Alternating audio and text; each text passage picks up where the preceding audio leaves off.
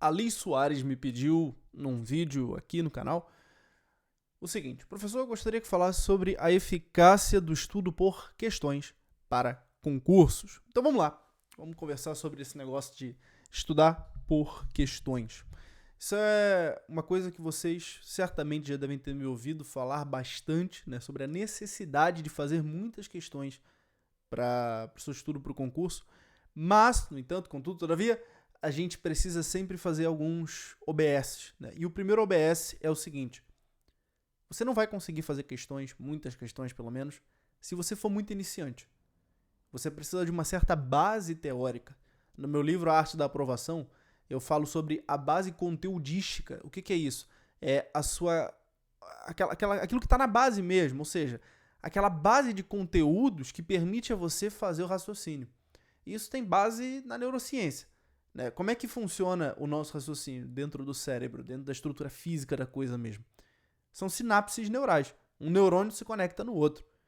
Para os neurônios se conectarem, para o Tico e Teco se ligarem, né? Você precisa ter alguma coisa dentro do cérebro. Se não tiver nada, o Tico e o Teco não têm o que conversar. Então você precisa de informações que vão se juntar para formar conhecimento. E essas informações elas são adquiridas no estudo de teoria e na prática de exercícios de fixação. O que são os exercícios de fixação? São aquelas questões que você faz logo após assistir uma aula. Qual que é o grande problema do estudante brasileiro? Aqui no Brasil, a gente vê muita aula, mas faz muito poucas questões. Você vê assim uma videoaula e depois quantas questões tem após essa videoaula? 2, 3 questões. Você faz 2, 3 questões e vai embora. Vai para o próximo assunto como se você já tivesse absorvido aquilo.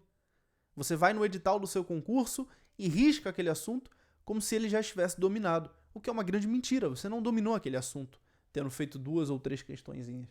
Isso não existe. A gente só consegue ter um certo grau de domínio da teoria depois de fazer 20, 30 questões de fixação, que são aquelas questões bem fáceis que só aplicam o que a gente acabou de ver. Então a primeira coisa em relação a estudo por questões que a gente precisa entender é o seguinte: isso significa que não devemos assistir aula? Não, pelo contrário. Principalmente quando somos iniciantes, temos que ver aulas teóricas, senão a gente não tem a informação em cima da qual o nosso cérebro vai trabalhar. Mas as aulas precisam ser seguidas de muitas questões de fixação, de muitas questões fáceis que aplicam aquilo que a gente acabou de ver. Onde que eu consigo encontrar, Matheus, essas questões de fixação? Você encontra muito nos livros didáticos. Você encontra bastante pela internet mesmo, né? Se você procurar exercícios de fixação, né, no YouTube. Ó. Procurar no YouTube também. No YouTube tem algumas listas, né? O pessoal faz exercícios de fixação e tal. Mas no Google você encontra, às vezes, listas em PDF de exercícios de fixação. Aqui no canal, em outro vídeo, né, eu já falei sobre o portal OBMap do Saber, né, que tem lá vários exercícios de fixação de matemática. Tem aqui, deixa eu ver o nome do vídeo direitinho que eu esqueci. Foi o Por que é tão difícil passar em concurso. Nesse vídeo eu falei sobre o portal OBMap do Saber. Se você não viu esse vídeo ainda, procura aí na barrinha de pesquisa, né? Por que é tão difícil passar em concurso? Matheus Teixeira, vai aparecer. Tá? E faça esse exercício de fixação 20, 30 questões ali fáceis que aplicam aquilo que você acabou de aprender, porque é só assim que você vai ser capaz de enfrentar as questões mais difíceis depois. Por exemplo, eu já comentei com vocês que eu hoje estou estudando para medicina, mas esse estudo para medicina que eu faço hoje é muito diferente do que a maioria das pessoas pensa quando ouve a palavra estudar. É 100% baseado na prática de questões. Eu faço provas antigas, faço questões e pronto. Estudei.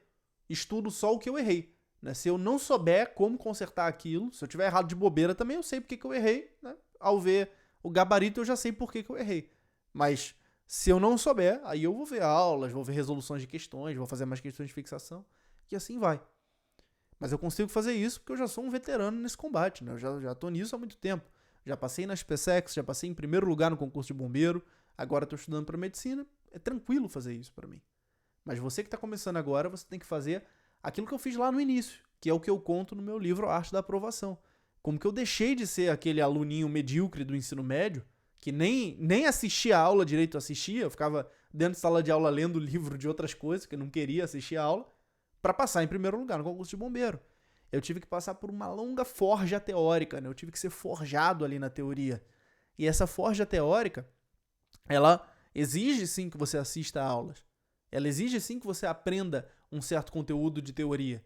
Mas esse conteúdo de teoria, ele só é absorvido se você adicionar as questões de fixação, aquelas questões de aplicação do que você acabou de ver logo depois.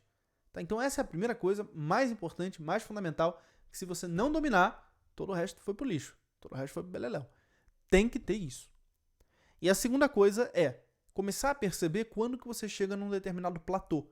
Às vezes você já viu tudo que tinha para ver na teoria e você fez as questões de fixação da forma certa.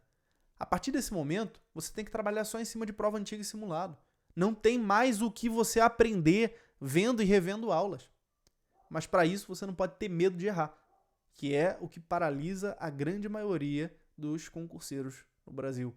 O pessoal tem medo de errar, tem medo de ser julgado pela prova. Isso é ridículo, cara. Isso é ridículo. Você tem que querer errar agora. Queira errar agora, porque se você errar agora, você não erra na prova. Cada erro que você conseguir agora é um erro a menos que aconteceria na prova. Então você tem que fazer muita questão agora para errar agora e aprender os modelos de questões que podem cair no seu concurso. Beleza?